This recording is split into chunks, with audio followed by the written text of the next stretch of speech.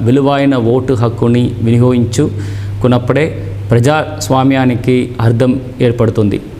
ప్రతి ఓటరు ఎన్నికల గురించి పూర్తి సమాచారాన్ని మరియు అభ్యర్థుల పూర్తి వివరాలని తెలుసుకొని ఓటుని చైతన్యంగా వేయాలి. తద్వారా గ్రామ వికాసానికి, రాష్ట్ర వికాసానికి మరియు దేశ వికాసానికి మన అందరూ ఓటు ఉపయోగపడాలి.